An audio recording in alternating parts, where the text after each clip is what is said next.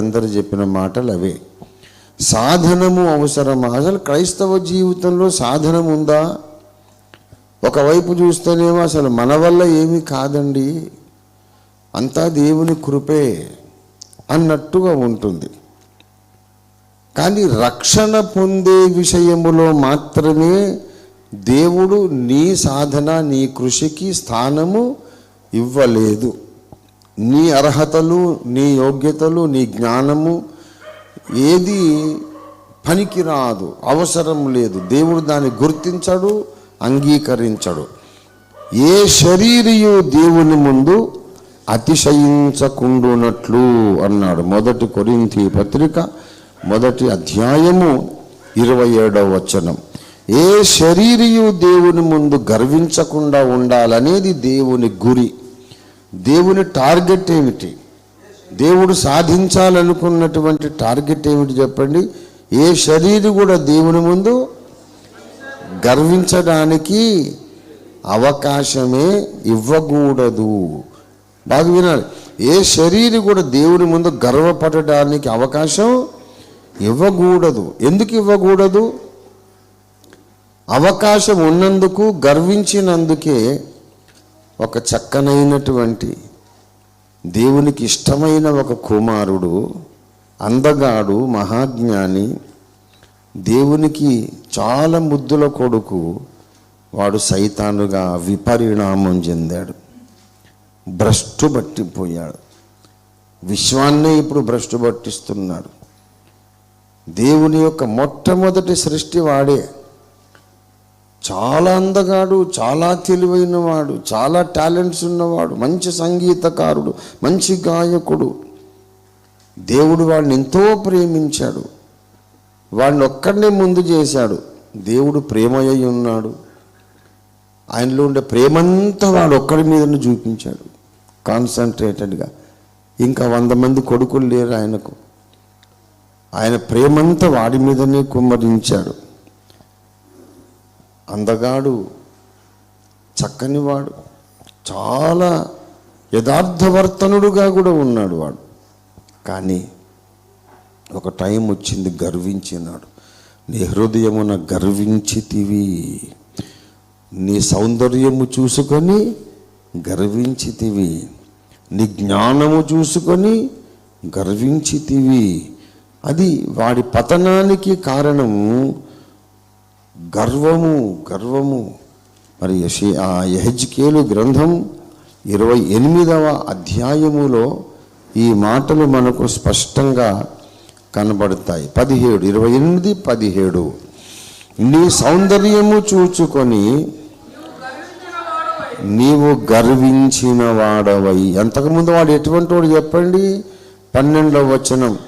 తూరు రాజును గూర్చి అంగలార్పు వచనమెత్తి ఇలాగు ప్రకటింపము, ప్రభువైన యెహోవా సెలవిచ్చినదేమనగా, పూర్ణ జ్ఞానమును సంపూర్ణ సౌందర్యమును గల కట్టడమునకు మాదిరివి. వాడికి 2 ఉన్నాయట. ఏమున్నాయి? పూర్ణ జ్ఞానం, సంపూర్ణ సౌందర్యం. Perfect in beauty and perfect in wisdom. ఇక వాడికంటే ఇంకా పర్ఫెక్ట్ విజ్డమ్ ఎక్కడ ఉండదు దేవునిలో తప్ప. క్రియేటెడ్ విజ్డమ్లో వాడిదే పరాకాష్ట, సృష్టింపబడిన జ్ఞానులలో వాడే పరాకాష్ట, సృష్టింపబడిన సౌందర్యములో వాడే పరాకాష్ట. చాలా అందగాడు, దేవుని సేవలో నమ్మకస్తుడు, కొన్ని యుగాలు నమ్మకమైన సేవ చేశాడు, చాలా యథార్థముగానే ప్రవర్తించావు అని చెబుతున్నాడు. 15వ వచనం. నీవు నియమింపబడిన దినము మొదలుకొని పాపము నీ యందు కనబడు వరకు ప్రవర్తన విషయములో నీవు ఏమండి, ఒకవైపు ఏమో చాలా అందగాడు, మహాజ్ఞాని, తర్వాత యథార్థవర్తనుడు బైబిల్ చెబుతోంది. కానీ ఒక టైం వచ్చింది, తన అందము చూసుకొని, తన జ్ఞానము చూసుకొని వాడు గర్వించినాడు. దేవుని హృదయంలో పెద్ద గాయం అది. నేను చేసిన మొట్టమొదటి సృష్టి, నేను సృష్టించుకున్న మొదటి కుమారుడు ఇలా చెడిపోయాడు. దేవునికి ఇంకొక కుమారుడు ఉన్నాడు. ఆయన సృష్టించబడని కుమారుడు, uncreated son of God, begotten son of God, జనిత కుమారుడు, సృష్టించబడ్డోడు కాదు. ఇంకొక ఆయన ఉన్నాడు వీడికంటే ముందు. ఆయన ఎవరంటే దేవుని జనితైక కుమారుడు, ఓన్లీ బిగాటెన్ సన్. ఆయన అందము, ఆయన జ్ఞానం వీడికంటే ఎక్కువ. కానీ సృష్టించబడిన వాళ్ళలో వీడు first created angel, heavenly being.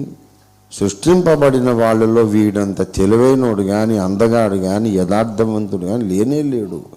కానీ వాడు చీకటి మూటగా మారి సర్వనాశనమై నిత్యనాశనానికి పరుగులు తీస్తున్నాడు. అనేక కోట్ల మందిని నాశనానికి తీసుకెళ్తున్నాడు.